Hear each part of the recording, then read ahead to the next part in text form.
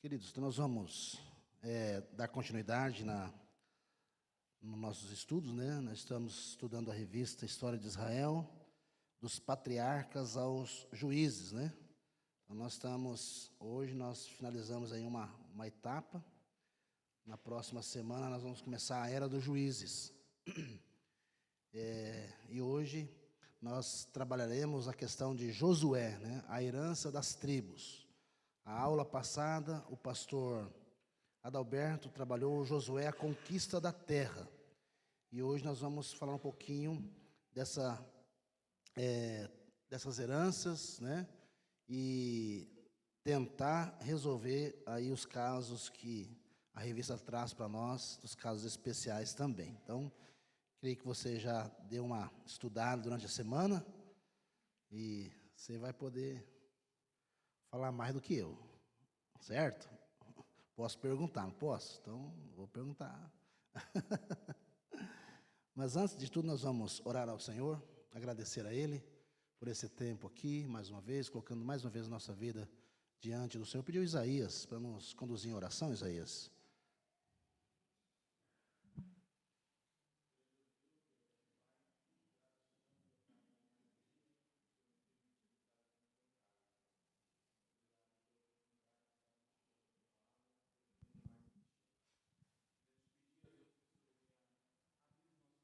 Para receber a tua mensagem, que o Senhor abençoe o pastor Alex e direcione ele para que esteja falando aos corações.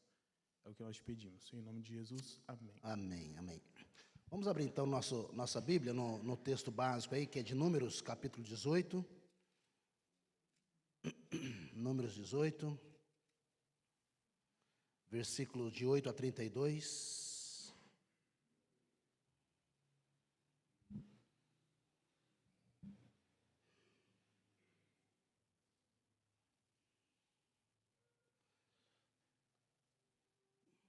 Nós vamos dar uma cortadinha no texto, a partir do versículo 21 até o 32, tá bom? Diz assim, Números 18, 21 ao 32. Aos filhos de Levi dei todos os dízimos em Israel por herança, pelo serviço que prestam, serviço da tenda da congregação. E nunca mais os filhos de Israel se chegarão à tenda da congregação, para que não levem sobre si o pecado e morram. Mas os levitas farão serviço da tenda da congregação e responderão por suas faltas. Estatuto perpétuo é este para todas as vossas gerações, e não terão deles nenhuma herança no meio dos filhos de Israel, porque os dízimos dos filhos de Israel, que apresentam ao Senhor em oferta, dei-os por herança aos levitas. Porquanto eu lhes disse, no meio dos filhos de Israel, nenhuma herança tereis. Disse o Senhor a Moisés, também falarás aos levitas e lhes dirás, quando receberdes os dízimos da parte dos filhos de Israel, que vos dei por vossa herança, deles apresentareis uma oferta ao Senhor, o dízimo dos dízimos. Atribui-se-vos-á vossa oferta, como se fosse cereal da eira e plenitude do lagar. Assim também apresentareis ao Senhor uma oferta de todos os vossos dízimos que receberdes dos filhos de Israel, e deles dareis a oferta do Senhor a Arão, o sacerdote.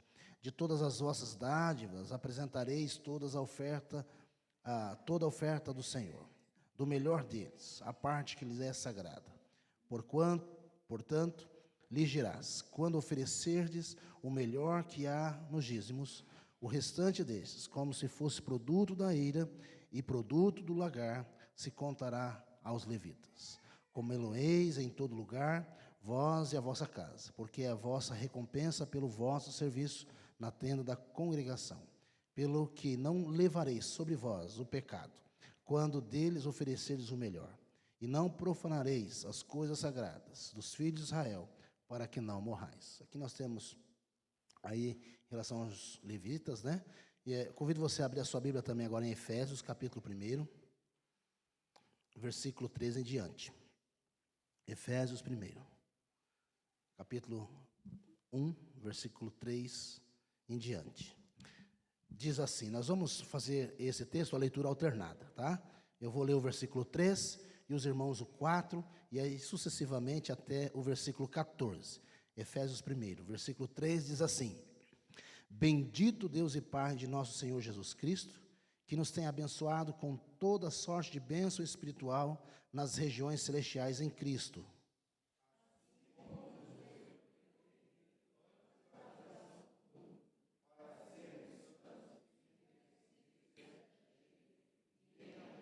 Nos predestinou para Ele, para a adoção de filhos por meio de Jesus Cristo, segundo o beneplácito da sua vontade,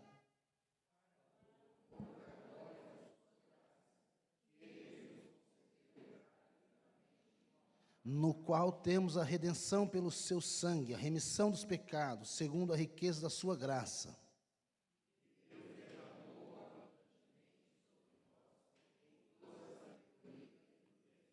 Desvendando-nos o mistério da sua vontade, segundo o seu beneplácito que propuseram em Cristo.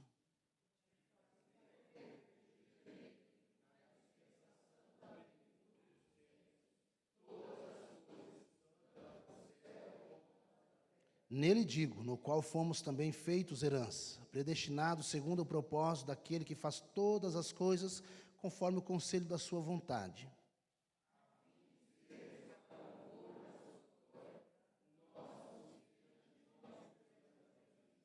Em quem também vós, depois que ouvistes a palavra da verdade, o evangelho da vossa salvação, tendo nele também crido, fostes selados com o Santo Espírito da promessa.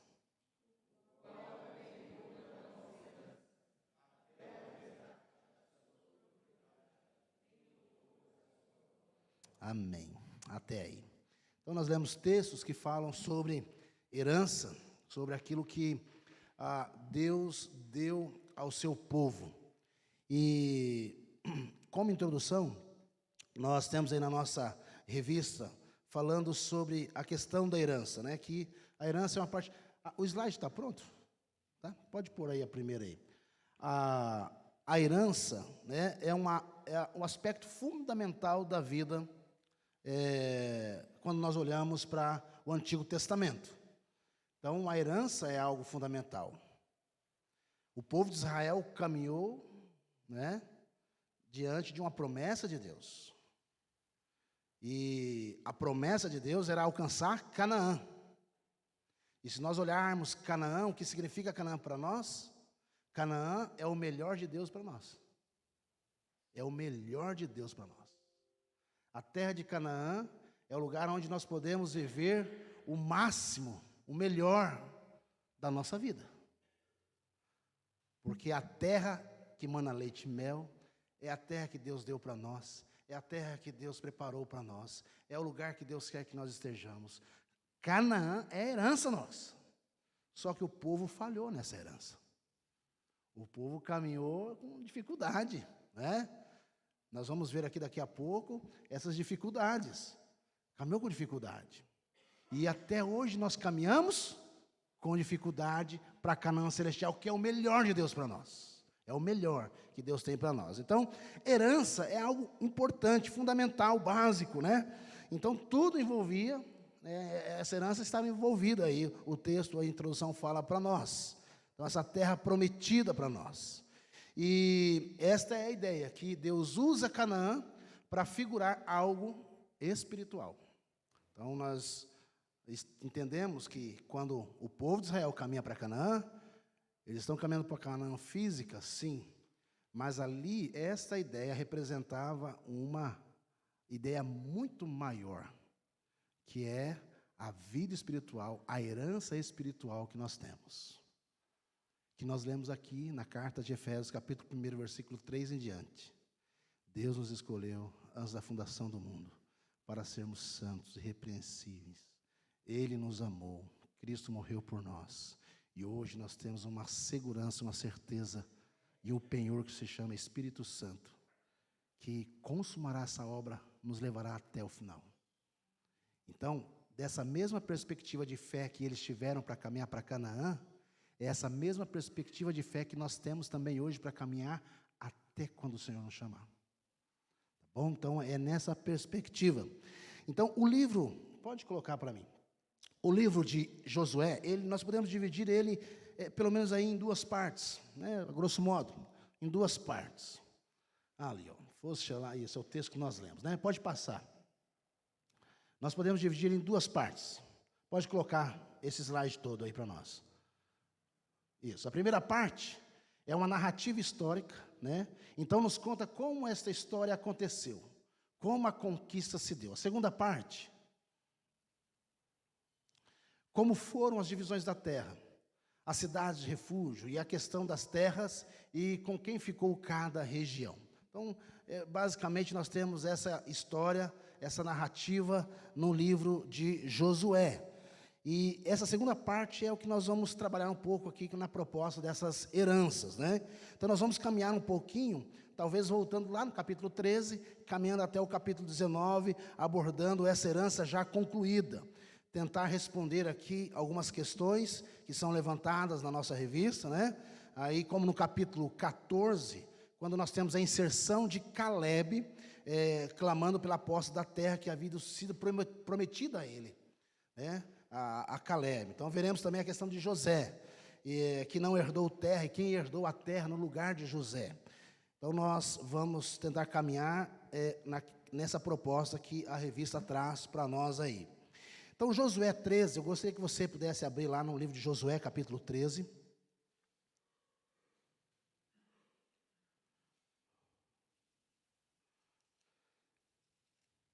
Josué 13, versículo 1 a 3. Versículo de 1 a 3. Eu vou pedir alguém com o microfone para poder ler para nós. Vou pedir para o Ildeon ler para nós. Ildeon aqui. Ildeon aí. Versículo de 1 a 3 do capítulo 13, Ildeon, lê para nós.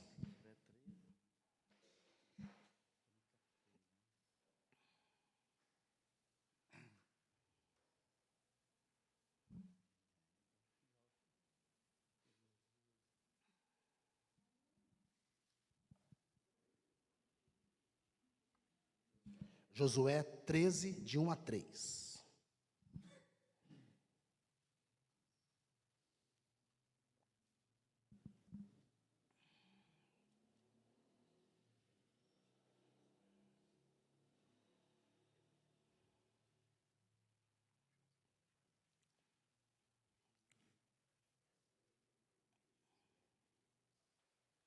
Josué 13, de 1 a 3. Nós vamos ler aí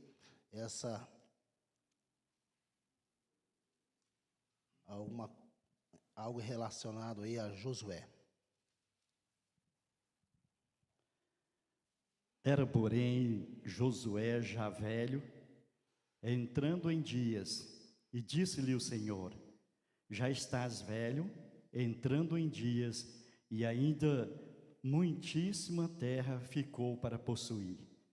A terra que fica de resto é esta: todos os termos dos filisteus e toda a Jesur, desde Sior, que está defronte do Egito, até o termo de Ecrom, para o norte, que se conta ser dos cananeus, 5 príncipes dos filisteus, e Gazeu, e o Asdodeu, o Asqueloneu, o Giteu, e o Ecroneu, e os Aveus.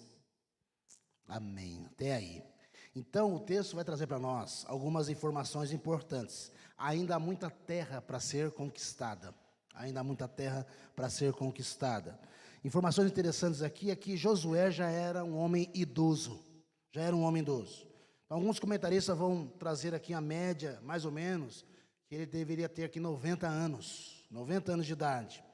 Então, fazendo aí as contas, que você pega os textos e você faz as contas, nós chegamos a uma ideia de que a terra prometida, ela levou pelo menos 7 anos, né? A conquista da terra durou aí 7 anos, né? Então, essas informações, ao estudar a Bíblia, você vai juntando um texto com o outro e faz uma ideia aproximada desse tempo. E isso é importante para nós, prestarmos bem atenção naquilo que nós estamos lendo. Porque às vezes a gente lê um texto bíblico, né? Às vezes uma narrativa bíblica e pensa que isso aconteceu rapidamente. Né? Essa ideia que a gente tem do texto. A gente lê e parece que foi assim, de um dia para o outro. Né? Então a gente pensa que é muito rápido. Mas não, nós temos aí pelo menos uns 7 anos. Temos um tempo, né? Então a narrativa aparece justamente esta ideia, né? Então nós temos 7 anos de guerra e 7 anos desta conquista da terra prometida. Então nós estamos entrando aqui.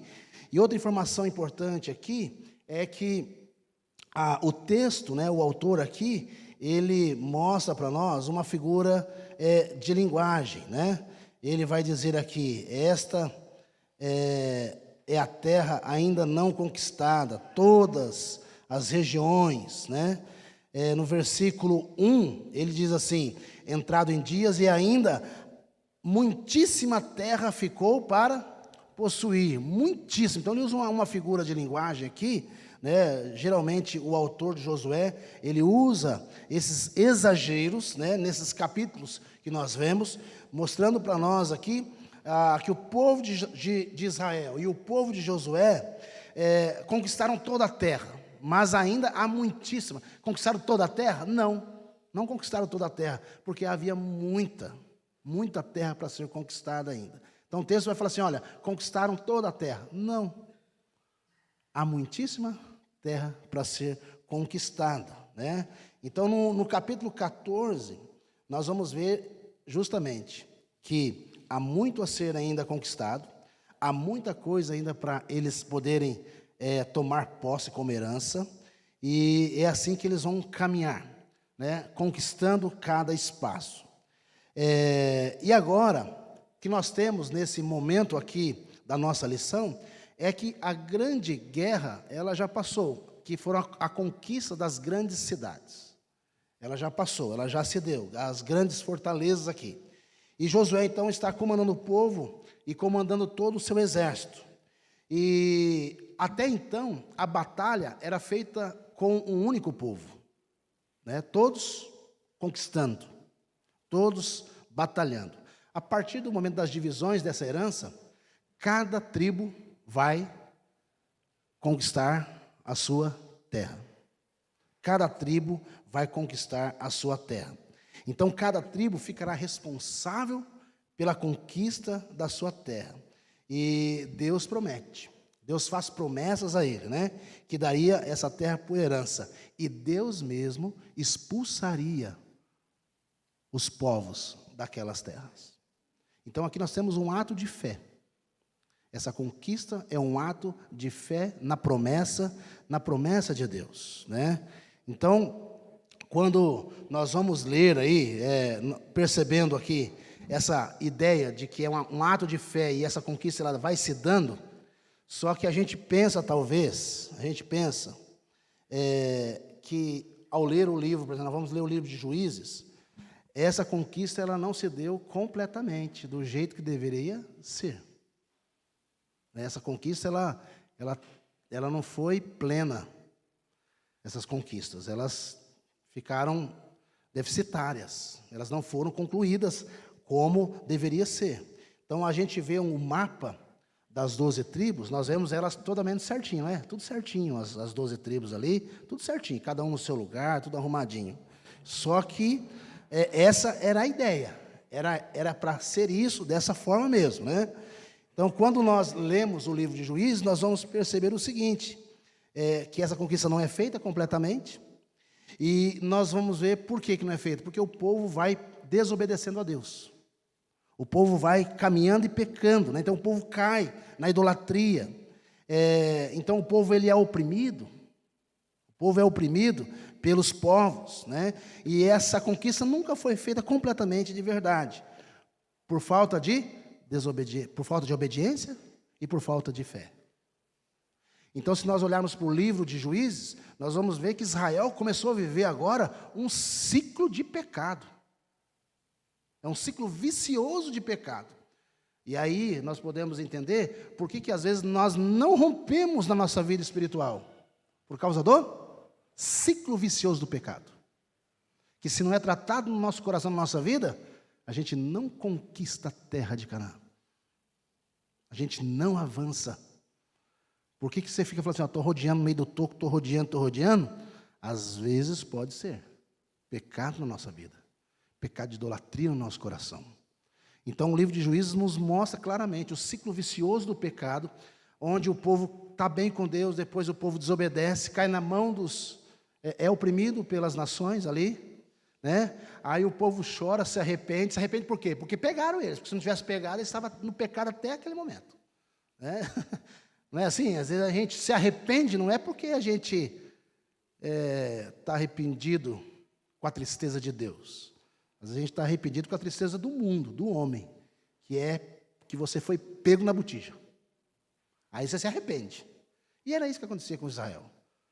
Não se arrependia pela tristeza de Deus, se arrependia pela tristeza do homem. Foram pegos, foram oprimidos, aí choravam. Deus, liberta a gente, liberta. Aí começa o ciclo vicioso. Deus vai levantando juízes, né? O povo se arrepende, clama a Deus, Deus ouve, levanta o juiz vai lá e liberta o povo. O povo caminha bem, depois começa de novo. De novo, o livro de Juízes é o tempo todo assim. Então nós vemos que eles não conquistaram a terra completamente, por causa da desobediência, por causa da falta de fé, né? Mas a partir do capítulo 13, vamos ter aí a descrição de como foi feita essa divisão da terra prometida. Pode colocar, vamos ver se nós temos aí. O que nós temos aí? Coloca para nós. Isso, a divisão aí da terra prometida, né? Algumas listas que nós temos. Primeiro aí nós temos as terras que estão a leste do Jordão, né? Que é Ruben, Gade e a metade de Manassés. As 2 tribos e meia que ficam do outro lado do rio Jordão. E isso acontece antes mesmo de entrar na terra prometida. Eles vão pedir a Moisés, a Josué, eles disseram, nós queremos ficar de cá do Jordão, essas 2 tribos e meia. Então Josué vai permitir que eles ficassem lá. Eles pediram isso lá atrás. Então Josué permite eles ficarem divididos ali. Só que eles deveriam também poderiam ficar ali, mas eles deveriam lutar também, ajudar os seus irmãos na conquista da terra de Canaã, nas principais cidades, nas principais fortalezas, né? Então agora, com a missão cumprida, essas tribos vão se dividir, essas ficam a leste aí do Rio Jordão, como nós vamos ver no mapa daqui a pouco. No capítulo 14, nós temos aí a história de Calebe, né? E no capítulo 15, nós temos a distribuição da terra da tribo de Judá. No capítulo 15, Judá, né, a distribuição de Judá. Essa tribo de Judá se tornará uma das tribos mais importantes, porque é a tribo que será do rei Davi, né, e será a tribo de onde virá Jesus. Então, se tornará uma tribo muito importante nessa divisão toda. E lembra da música, né? Ele é o leão da tribo de Judá, Jesus tomou nossas cadeias e nos libertou. Então, tem toda uma promessa, né? E, então, nós temos essa Judá que dá origem aos judeus, né? Por isso nós temos judeus vindo aí da tribo do reino de Judá. Vem daí, né, os judeus, aí, a palavra, o nome judeu, né? Do capítulo 16 até o capítulo 17, nós temos a divisão aí de Efraim, a descrição de como foi a terra de Efraim. Do capítulo 18 de 11 a 28, nós temos também a descrição de como foi a distribuição da tribo de Benjamim. Capítulo 19 de Simeão, capítulo 19 ainda Zebulon, Issacar, Iaser, Naftali e também a tribo de Dan. Então nós temos aí esses textos que vão tratar exclusivamente dessas divisões. Pode colocar o próximo, nosso slide. Então ali, vamos situar. Tem uma canetinha lá, só para eu poder... Não é para passar, só para mostrar.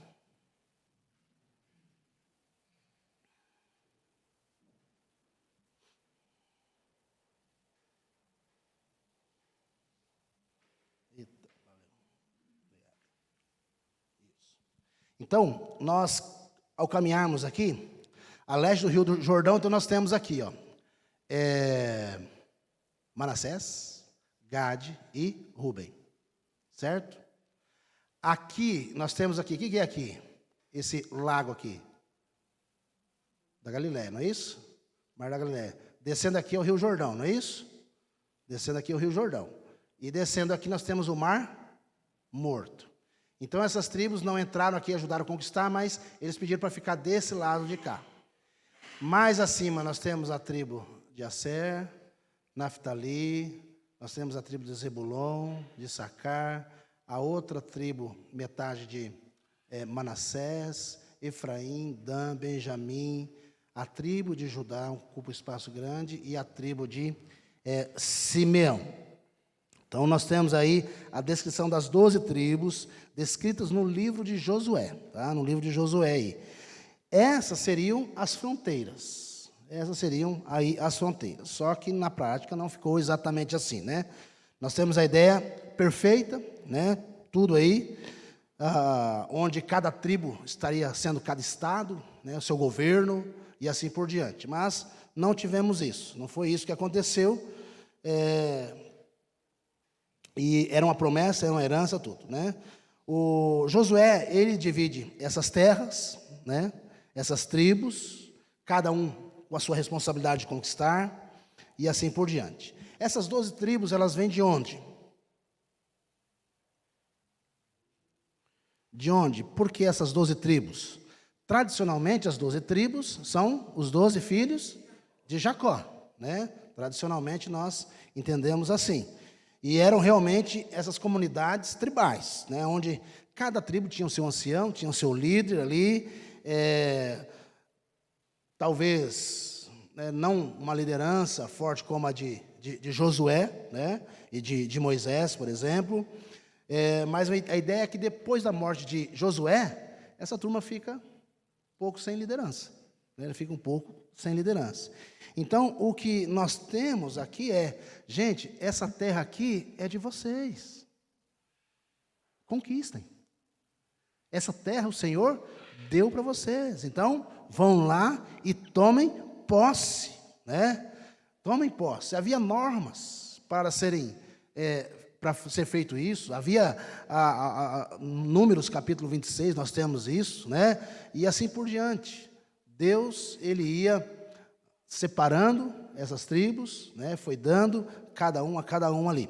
E o interessante é que nós temos essas 12 tribos aqui. E aí você pergunta, onde é que está a tribo de Levi? Né? Aí nós já lemos o texto que Levi não herdou nenhuma terra, né? Os levitas, onde é que eles estão? Se são 12, né? São 12 tribos, filhos de Jacó, cadê o de Levi?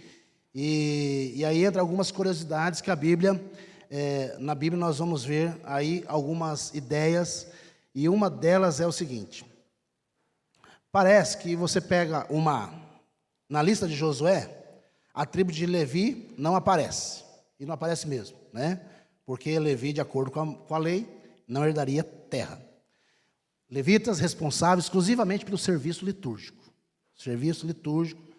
e assim sucessivamente, essa exclusividade deles unicamente para isso. Então a tribo de Levi, ela não aparece, porque não tem terra. E por que então a tribo de José também não aparece? Porque José é filho também, né? Aí nós vamos responder aí a pergunta da nossa revista, né? Nós temos aí, nos casos especiais aí, nós vamos perceber o seguinte, que José não vai aparecer nessas divisões. Em toda a Bíblia, se você ler as listas que nós temos das terras divididas, nós vamos perceber que temos listas diferentes da terra prometida. Não sei se isso é interessante, né? Você tem a lista de Josué, mas você tem outras listas da divisão da terra que são listas diferentes. Por exemplo, no Cântico de Débora, Débora faz uma lista das 12 tribos, mas ela muda alguns nomes, né? E acrescenta outros nomes vão aparecer. No livro de Apocalipse, capítulo 7 também, nós temos, por exemplo, é apresentado para nós a lista das 12 tribos. E, né, narrativa lá de João, também uma lista diferente dessa de Josué, você vê. O que nós temos aqui é que a Bíblia não está muito interessada em dizer para nós quais eram as tribos e nos lugares ali. Essa não é a ideia. A ideia é que seriam 12. Que 12 era um número importante para Israel. Então, são os 12 filhos de Jacó. Então, hora e meia, eles alternam os nomes nas listas, você vai perceber. Mas a ideia não são os nomes. A ideia são as 12 tribos vinda, né, de Jacó. Assim como Jesus vai escolher quantos para serem seus discípulos? 12. 12 discípulos. Alusão às 12 tribos de Israel. Então a ideia é o número focado, firmado aqui para nós. Há um autor, eu acho que eu coloquei esse slide aí. Um autor chamado André, ele é comentarista do Velho Testamento, ele diz o seguinte: em outra situação, o cronista, né, no livro de Crônicas, cita os comandantes das tribos no tempo de Davi, incluindo Simeão e Levi. Naquele tempo, já misturadas a Judá. Menciona 2 metades de Manassés como autônomas e exclui Gad e Azer para não exceder o número de 12. Então, você tem a lista do Crônicas. Pode passar mais um. Essa condição mutável das tribos talvez seja a razão pela qual as 12 tribos citadas por João em sua revelação também não sejam as mesmas dos filhos de Jacó. O apóstolo João trocou José por Efraim, embora tenha mantido Manassés, e excluiu Dan. Toda essa variedade nas listas tribais acontecia porque a tribo era um conceito muito volátil e vinculado ao simbolismo do número 12, não propriamente a estados de uma confederação. Então, não está muito preocupado com os nomes, mas com os 12, que é o número simbólico, né? O número simbólico aí. Continuando, nós temos aí também a questão de Caleb. Você leu aí também, você viu a questão de Caleb. Retomando o capítulo 14, nós temos a narrativa interessante sobre Caleb. Lembrar um pouco da história de Caleb. Caleb, lá no deserto, né?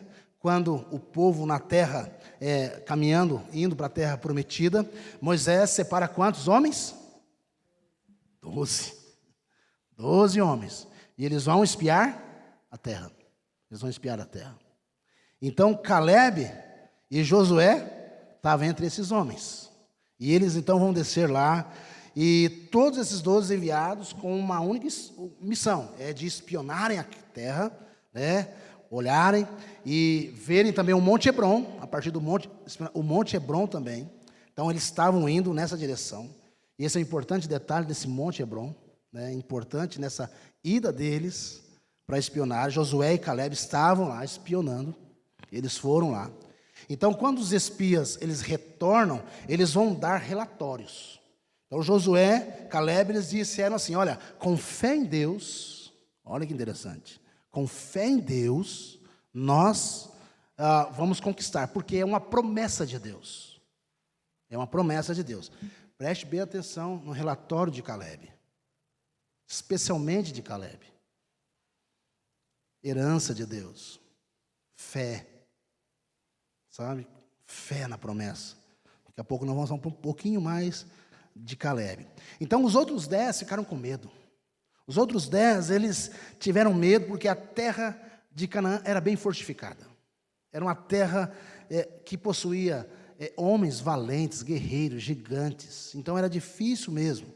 E eles, então, se amedrontaram e também amedrontaram todo mundo que estava ali. Eles passaram esse medo. E por terem medo, por não terem fé, né? Por desobedecerem a Deus, eles não entraram na terra de Canaã. Justamente por isso. Então Deus condena toda aquela geração a andar em 40 anos pelo deserto. Até que aquela geração morresse e a nova geração entrasse na terra de Canaã. É interessante quando você olha o relato dessa geração que entra depois, é uma geração que Deus vai sentir saudade dela. Porque foi uma geração que amou a Deus, serviu a Deus. Os textos vão falar assim, olha, é uma geração que Deus teve saudade, confiou em Deus. Então, olhando nessa perspectiva, Apenas Josué e Calebe sobreviveram à condenação dos 40 anos no deserto. Apenas os dois que tiveram fé e obedeceram a Deus.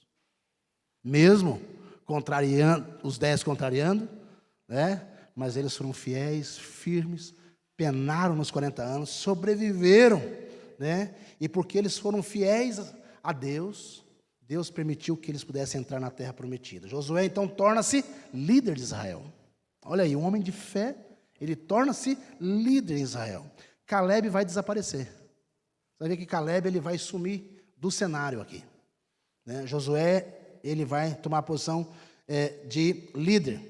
E aí esse desaparecimento de Calebe. Agora nós vamos ter Calebe, agora nesses textos aqui, como que aparecendo novamente, reivindicando a promessa que lhe cabe, que foi feita a ele. Havia uma promessa para ele, a promessa que foi feita antes de eles entrarem nessa terra de Canaã, ou seja, 40 anos antes, 40 anos esperando, 40 anos confiando que Deus daria a terra para eles. Josué capítulo 14, abre lá, rapidinho.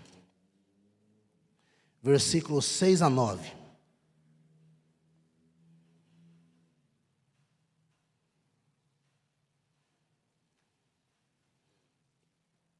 E o Deon, achou aí? O senhor vai ler para nós. De novo para o Deon para ele ler. Josué 14, versículos 6 a 9. Nós vamos acompanhar essa leitura aí.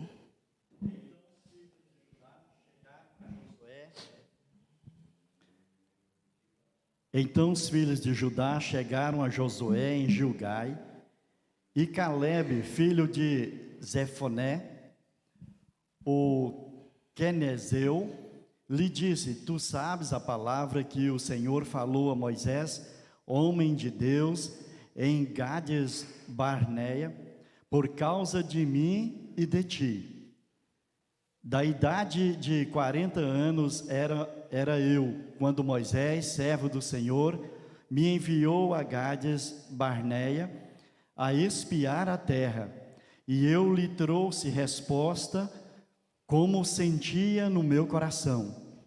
Mas meus irmãos que subiram comigo fizeram derreter o coração do povo. Eu, porém, perseverei em seguir ao Senhor meu Deus. Até qual? 9. Então Moisés naquele dia jurou dizendo: certamente a terra que pisou o teu pé será tua e de teus filhos em herança perpetuamente, pois perseverastes em seguir ao Senhor meu Deus. Amém? Entenderam bem a narrativa aí? Lá atrás, uma promessa. Agora, Calebe pertencia ao povo de Israel? Era israelita? Não, né? Ele era quenezeu. Ele era quenezeu. Interessante isso, nessa narrativa, porque Calebe não fazia parte. Ele não tem sangue israelita, ele não é descendente de Jacó, ele não é descendente de Abraão. Calebe é filho de um quenezeu. Quem são os quenezeus? Se nós olharmos aí, lá em Gênesis capítulo 15, abre a sua Bíblia, Gênesis capítulo 15. Abra lá, Gênesis capítulo 15. Versículo 18 a 21.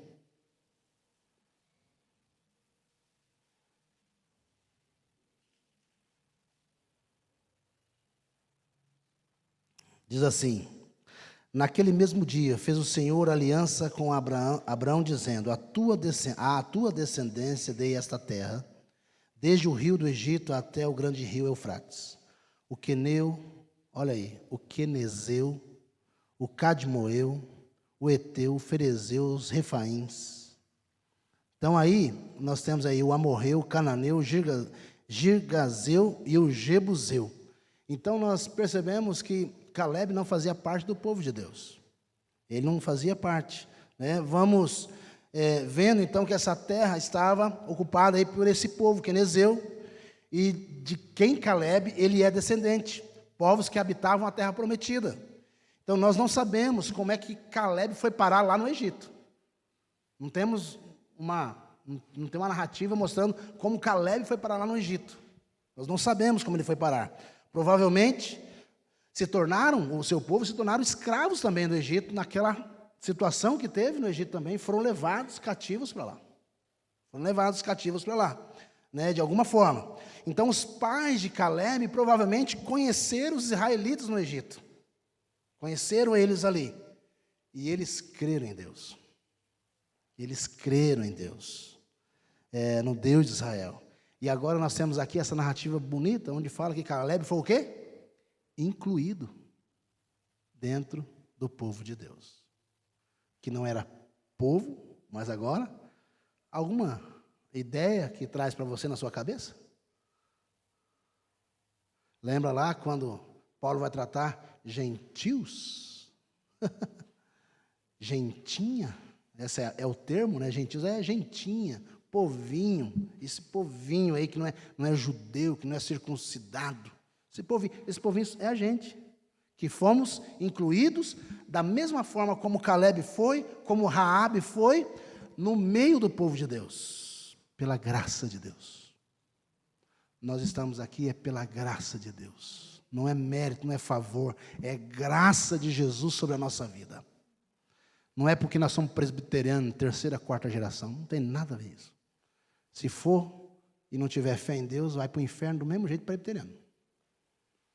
E o sistema no inferno é bruto.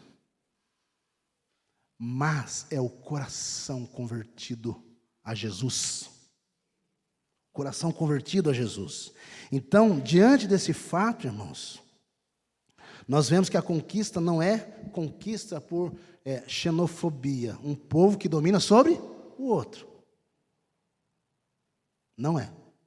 Não é pelo mérito. A conquista se deu aqui foi justamente porque Deus escolheu um povo para ser povo dele. E Deus então está separando o seu povo. Deus está separando, como sempre fez na história, hoje continua a separar o seu povo pela fé, pela obediência. Então, quem tem fé e obedece ao Senhor é povo. Mas quem não tem fé e não obedece, vive uma vida de desobediência, não é o povo de Deus. O povo de Deus é pela fé, na promessa, nessa herança. Herança que foi dada a nós. E agora nós temos que conquistá-la no sentido de viver uma vida em obediência de fé no nosso Senhor, no nosso Deus. Então Deus está buscando aqui essa purificação da terra por lealdade a Ele, por fidelidade a Ele. E Caleb foi incluído, não pelo sangue, né? Nada disso, mérito, nada disso, mas pela fé, como foi Raabe, como foi tantos outros irmãos na Bíblia que foram incluídos no povo de Deus. Então é nesse sentido que nós vemos a graça se manifestar no livro de Josué. O livro de Josué manifesta essa graça para nós. Mas se nós lermos rápido, a gente não percebe a graça. Se a gente não estudarmos, nos aprofundarmos, olharmos textos e compararmos, irmos, voltarmos, vai, vem, lá na frente, volta aqui no Gênesis, vai para Apocalipse, nós não percebemos a graça de Deus, a forma bela que Deus escreve a história. E aqui nós estamos diante de um texto, de um livro, Josué, que nos transmite a graça de Deus, o favor de Deus sendo manifestado na vida, né, dos quenezeus. Na vida dos quenezeus. Nós podemos hoje falar na nossa vida. Nós podemos falar hoje na vida da comunidade cigana, né, que tem se convertido ao Senhor Jesus. E tantos outros povos que Deus tem chamado por meio da fé nele. Por meio da fé. Essa fé que é importante. Então, Paulo, lá em Romanos, ele vai brigar com os judeus. Num bom sentido, Paulo vai brigar com os judeus. Paulo vai falar assim, olha, vocês se acham melhores porque vocês têm o sangue judeu? Vocês se acham melhores porque vocês são filhos de Abraão? Quero dizer para vocês que a circuncisão não é física. Porque a circuncisão física é feita por mãos humanas. O que Deus está procurando aqui é uma circuncisão que é feita no coração, obra do Espírito Santo. E como é que nós sabemos que nós somos filhos de Abraão? Eu e você. Pela fé. A fé que Abraão teve. A nossa fé. A nossa fé. É por isso que nós sabemos que nós somos filhos de Abraão. Não é porque a gente é judeu, porque a gente não é. Ninguém é. Né? Pode se converter ao judaísmo, mas não vai ser judeu. Não vai ser judeu. Nós nos convertemos a Cristo. Então Paulo resolve esse problema do judeu, o cara arrogante, orgulhoso, que só ele ia para o céu. Só ele ia para o céu. Tem uma história, quando o cara chega no céu, ele pergunta, quem que é aquele lá? Não, aqueles lá são os fulano, os avivados. E aqueles lá são os fulano também, a benção. Aqueles lá são os presbiterianos, tudo arrumadinho, quietinho, silencioso, tem que os presbiterianos. E aqueles lá são fulanos. Eles pensam que estão sozinhos no céu. Tem alguns aí que falam que, né, só eles vão para o céu. Só eles vão para o céu. Não, quietinho. Eles acham que eles estão sozinhos no céu. Teremos uma grande surpresa. Uma grande surpresa. Porque Deus está recolhendo o seu povo, reunindo o seu povo, desde o início. Separando, e faz essa separação é pela fidelidade. E Deus vai vendo, Deus vai trazendo, Deus vai convertendo os corações. E esse povo vai sendo fiel a Deus, sendo fiel a Deus. Então, filho de crente é pecador, precisa se converter. Precisa ter a experiência com Jesus. Não adianta ser gerações da igreja, se não se converter a Jesus. Então, o que importa é nossa lealdade a Jesus. Seja na batista, seja na presbiteriana, seja na assembleia, seja na metodista, seja nas igrejas co-irmãs, qualquer uma delas. Seja fiel ao Senhor. Seja leal ao Senhor. Quem são? Aquela multidão são os que foram lavados nas vestes do Cordeiro, com palmas nas mãos, de todas as tribos, povos e raças. É a nossa herança. Deus tem uma herança para você, para mim, para nós, para o seu povo. E essa herança é nossa, irmãos, é nossa. Não podemos viver de forma diferente de uma vida de fé e obediência em Cristo Jesus. Tá bom? Então, abra sua Bíblia, capítulo 14 nós já lemos? Versículo 6 a 9 já lemos? Já lemos, né? Então tá bom, então Caleb creu em Deus. Versículo 10 e 12 aqui, deixa eu ver, do versículo 14. Versículo 14. É 14 que nós lemos, é? Capítulo 14 nós lemos? Versículo 6 a 9? Foi não, gente. Nós lemos o outro. Nós lemos é isso mesmo que nós lemos? Certeza? Certeza? Então tá. Então vamos ler o versículo, o capítulo. Eu estou em Gênesis.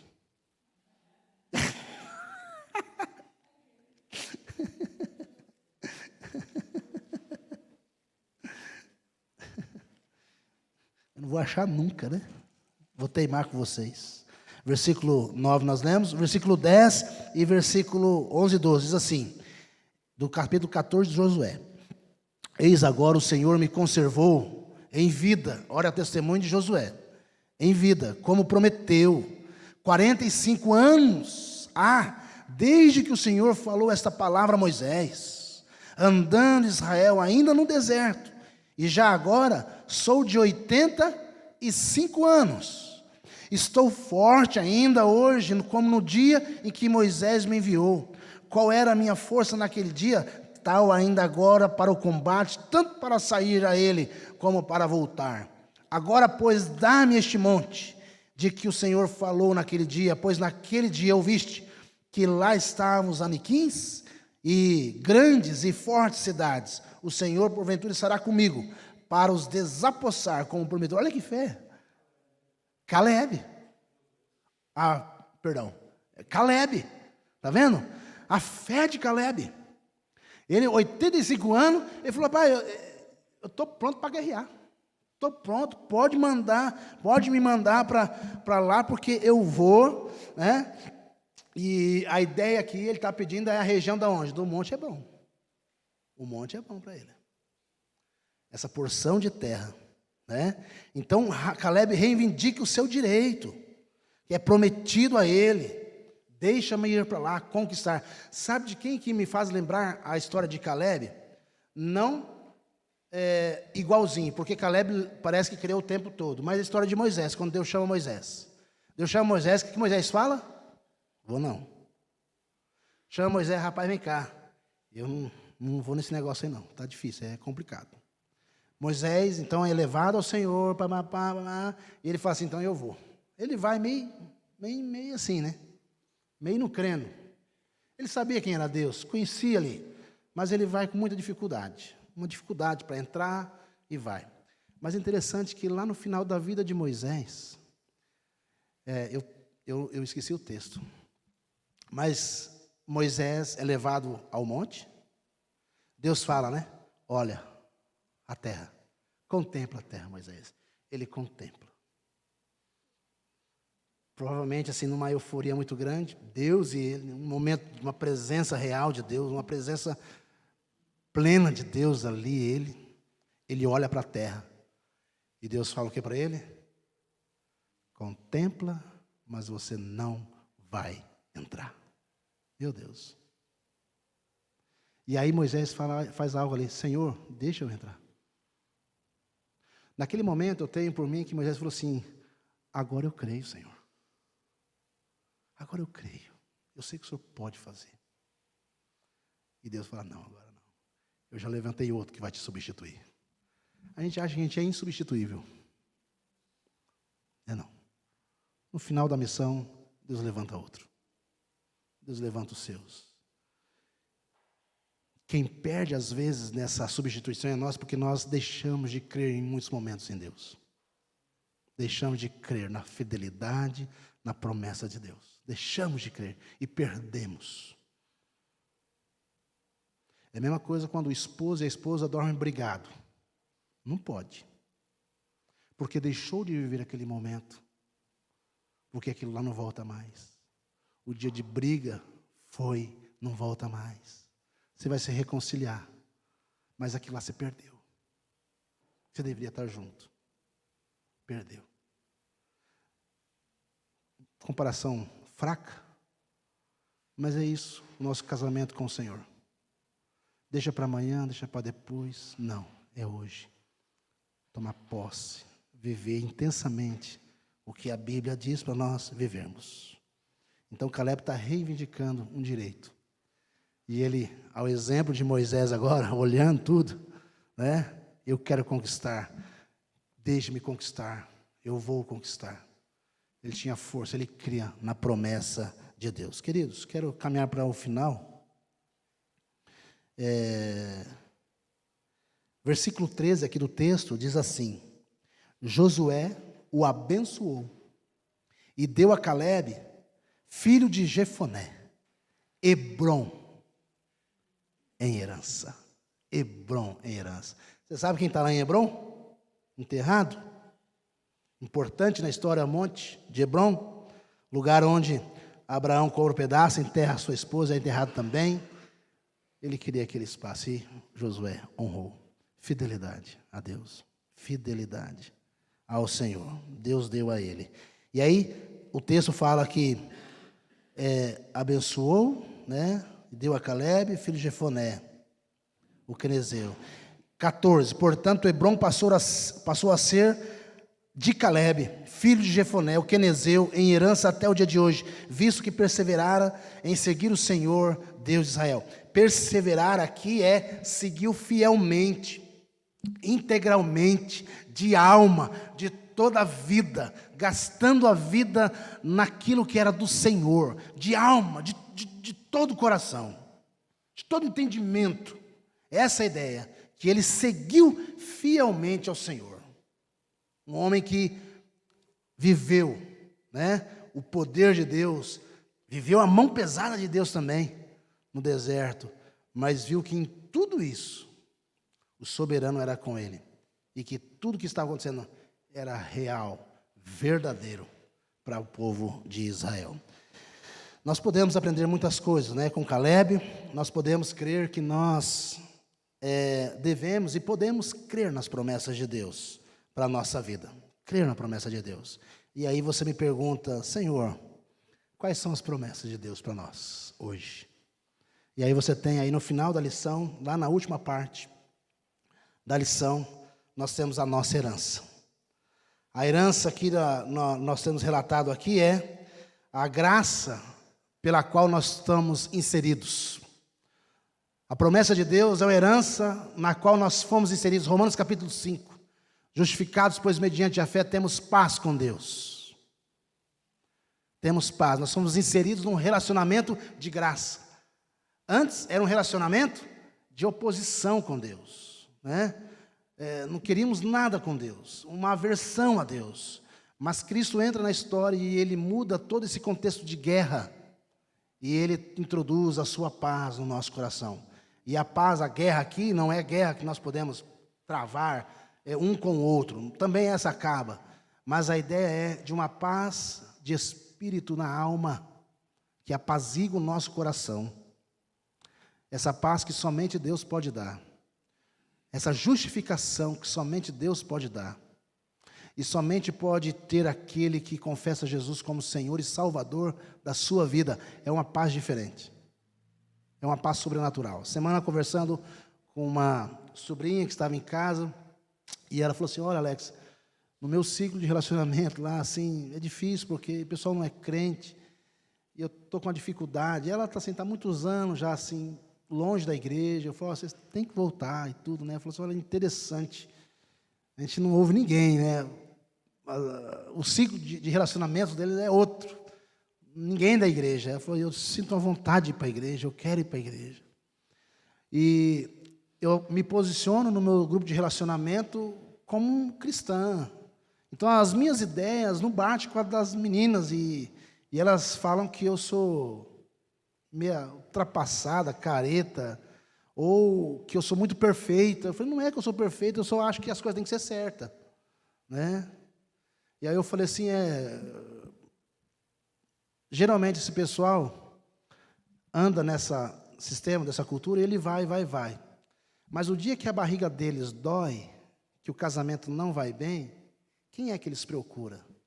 Aí ela falou assim, eles vêm pedir conselho para mim e para o meu esposo. Irmãos, tenha certeza disso. Reluta com a graça de Deus. Mas o aconchego, segurança, repousa sobre o povo de Deus. Porque nós temos as palavras da vida eterna. O que eles precisam, nós temos. Essa segurança, essa convicção e essa certeza da promessa, da herança. Só nós temos.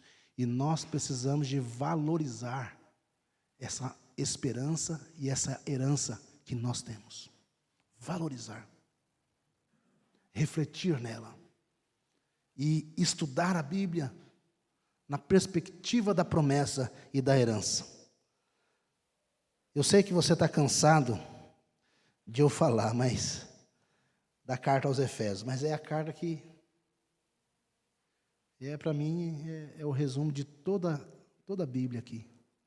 O plano de Deus para nós.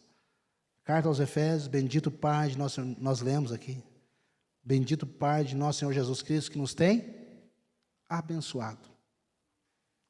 Quando foi isso? Na eternidade. Ele já decidiu abençoar a gente.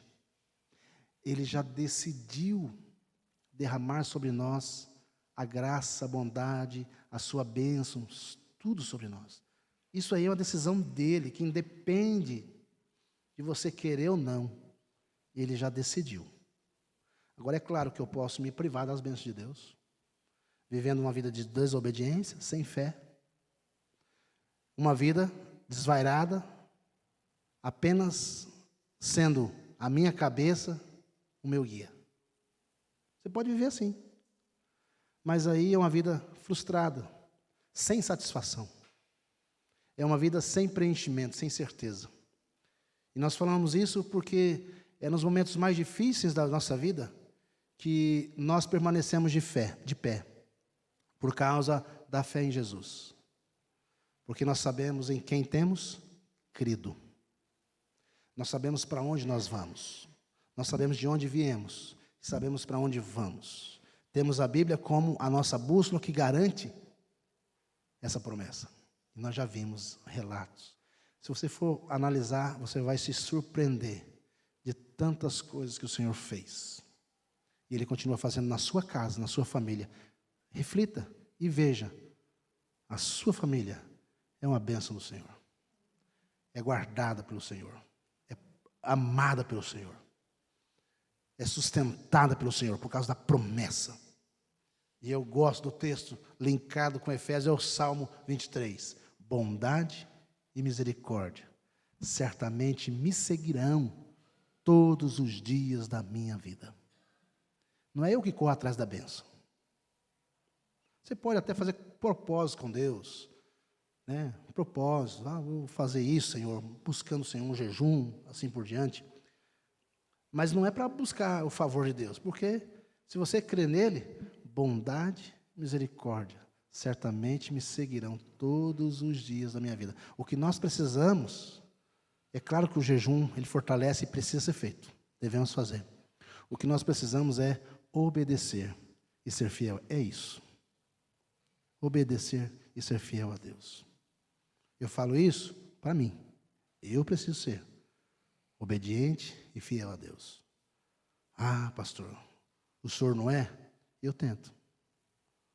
Eu tento obedecer. E eu tento ser fiel ao Senhor. Mas as mesmas lutas que você tem, eu também tenho. Os pecados que você luta, eu tenho os meus pecados que eu luto contra. Então, queridos, há uma promessa para nós. Não se perca nesse mundo. Continue crendo e sendo fiel ao Senhor, para a glória dele. Deus nos abençoe, Deus nos guarde, Deus nos fortaleça. Alguém tem alguma pergunta, uma colocação, quer contribuir com a aula, assim, nessa perspectiva?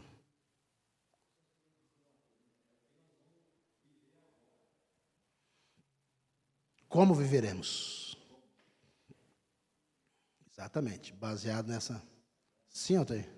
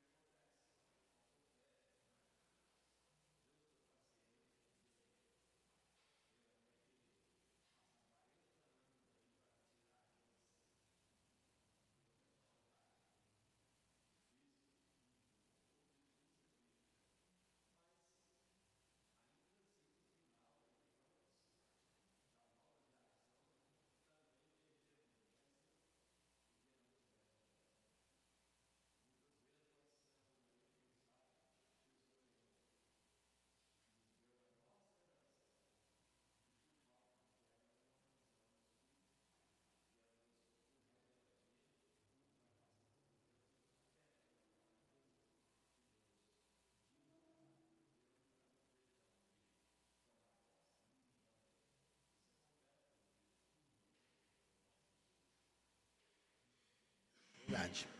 Mais alguém quer contribuir, irmãos?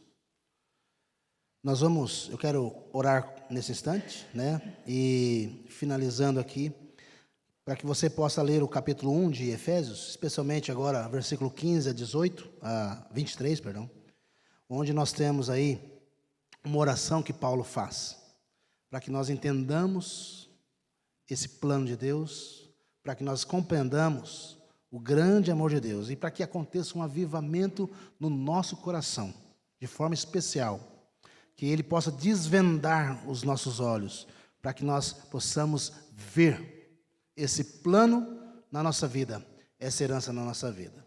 Entendendo, irmãos, que tudo isso é por causa de Cristo Jesus. Em Cristo nós somos co-herdeiro da salvação, do céu, da vida eterna. Somente em Cristo. A revelação máxima que o texto traz para nós aqui, o autor aos Hebreus, né? Deus falou de várias formas. Agora, por último, falou na pessoa de Jesus, que que é o autor e é o consumador da nossa fé, e nós somos herdeiros e co-herdeiros com Cristo. Amém? Vamos orar ao Senhor nesse instante, agradecer a Deus. Quero orar pela sua vida também, pela minha vida, por nós, e agradecer por esse tempo aqui. Pai, muito obrigado, Deus, por esta manhã, obrigado por esta reflexão na Tua palavra, esse estudo onde podemos ver a graça do Senhor na vida de Caleb, na vida de Josué, do povo de Israel. Oh Deus, nós agradecemos pelo plano que o Senhor tem para o Teu povo, mas também, Deus, reconhecemos o quanto nós somos falhos, incrédulos, o quanto nós somos pequenos, limitados, a nossa visão ela é muito pequena diante da grandeza que é o Senhor. E pela falta de fé, Deus, padecemos, essa é a verdade. Pela falta de fé, Pai, nós não caminhamos como povo, com uma promessa, com uma esperança. E nesta manhã nós colocamos diante do Senhor essas nossas falhas, essa nossa incredulidade, Pai. E nós oramos a Ti nessa manhã, pedindo que no dia de hoje nós possamos decidir que vamos viver de forma diferente, como o Felipe colocou ali. Como viveremos? Nós queremos viver de uma forma focada, objetivando, Deus, de fato, a nossa obediência ao Senhor. Uma vida sincera, uma vida devota a Ti, uma vida consagrada ao Senhor, uma vida dedicada ao Senhor, uma vida, Deus, na perspectiva da promessa. Quando nós caminhamos aqui em direção, Deus, à vida eterna, que o Senhor nos capacite, nos revista, em nome de Jesus. Nós pedimos, a partir de hoje, Deus, que seja uma nova fase da nossa vida, em nome de Jesus. A partir de hoje, Pai, nós possamos tomar, Deus, decisões importantes na nossa vida, que é de servir ao Senhor, como Josué disse: eu e a minha casa, nós serviremos ao Senhor. Josué não perguntou para a esposa, para os filhos, se eles queriam servir. Josué apenas se dispôs a servir, e nós queremos servir ao Senhor. A nossa casa servirá, a nossa casa, Deus, caminhará nos caminhos do Senhor. E tudo isso depende de mim, de cada um dos irmãos que aqui está nesta manhã. Que o Senhor nos ajude, fortaleça a nossa fé, fortaleça, Deus, a nossa vida espiritual. Caminhe, ó Deus, com cada um de nós, de forma que nós possamos crescer a cada instante, possamos desenvolver a nossa caminhada, possamos tomar posse mesmo dessa herança a cada dia, Deus, renovando as nossas forças, renovando, Deus, a nossa alegria no Senhor, consagrando o nosso coração, e que nós possamos dedicar ao Senhor a nossa vida, em uma vida de santidade, de uma vida, Deus, que busca o Senhor. É o que nós pedimos a Ti. Abençoe cada um de nós, as nossas famílias, as nossas casas, em nome de Jesus. Amém. Amém.